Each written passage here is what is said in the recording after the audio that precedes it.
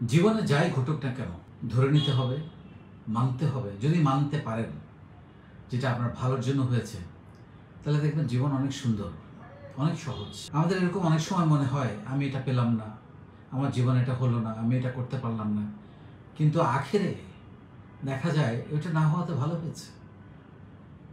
খারাপ মনে হতে পারে যে এই মেয়েটাকে আমার বিয়ে করতে পারলে জীবনটা ধন্য হয়ে যেত, উপর দিক থেকে মনে হয় হয়তোবা তাকে আনলে জীবনটা ধ্বংস হয়ে যেতে পারত।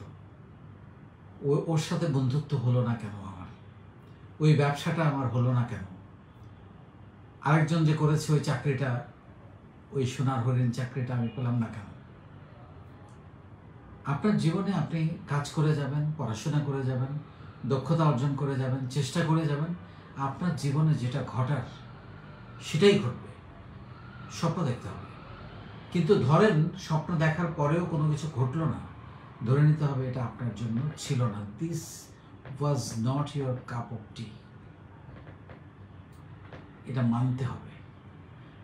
কেন হলো না এটা নিয়ে একটা অনুশোচনা, এটা নিয়ে একটা ব্যর্থতা, এটা নিয়ে একটা হতাশা, এটা নিয়ে একটা নেগেটিভিটি, এটা জীবনকে আরো অস্থির করে ফেলে, শঙ্কা বাড়িয়ে দেয়।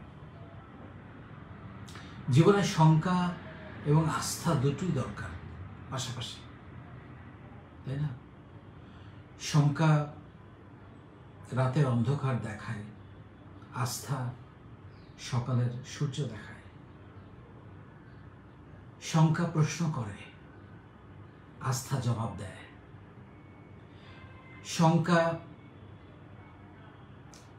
কোনো কিছু সিদ্ধান্ত নিতে ভয় পায়, আস্থা শেকড় থেকে শেখরে উঠায়। শঙ্কা বাধা দেয়, আস্থা পথ দেখায়। সো জীবনে কোনো কিছু নিয়ে ভয় পাবেন না। ভয় হয় কি, আপনার ভেতরে যে উজ্জীবিত বারুদ সেটাকে ভিজিয়ে ফেলে, দমিয়ে ফেলে, নষ্ট করে ফেলে। ভয় পাওয়ার কিছু নেই, কারণ আমরা কেউই সারা জীবন বাঁচব না, একদিন মরতে হবে। কিন্তু তাই বলে ভীত সন্ত্রস্ত হয়ে মৃত্যুর তো কোনো মানে হয় না। গেট রেডি এবং do the job, do your work. শেষ নিঃশ্বাস পর্যন্ত কাজ করে যান, এটাই জীবন। আমরা আমাদের বাইরের জীবনটাকে কমফোর্ট করতে গিয়ে আমাদের ভেতরে শঙ্কা, আস্থার অভাব, এগুলো নিয়ে আমরা প্রচণ্ডভাবে আনকমফোর্ট করে ফেলি। এই জন্য খারাপ সময়ে ভালো স্বপ্ন দেখতে হয়, খারাপ সময়ে ভালো কিছু চিন্তা করতে হয়, ভালো ভালো কাজ করতে হয়। এবং যেটা আপনি ভাবছেন আজকে খারাপ, আপনি দেখবেন অনেক দিন পরে, অনেক বছর পরে হয়তো আপনার মুখ দিয়ে বেরোবে, আল্লাহ যা করে ভালোর জন্যই করেছে, ওটা না হওয়াতে ভালো হলো, বেঁচে গেছি। এটাই মানুষের জীবনে ঘটে।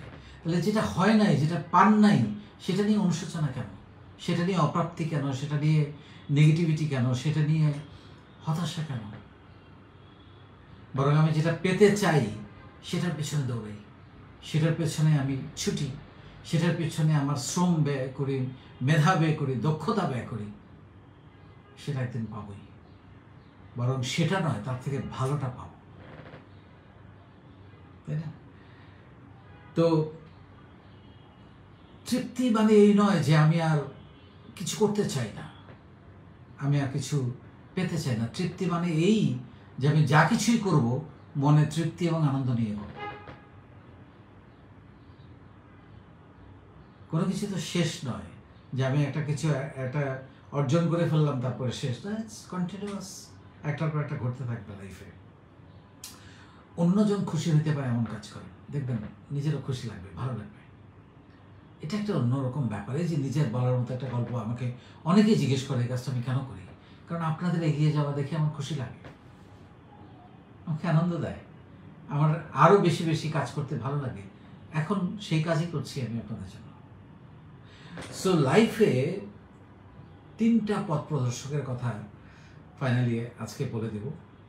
3টা জীবনে 3টা পথ প্রদর্শক হচ্ছে মা বাবা, খারাপ সময় এবং কাজের নেশা।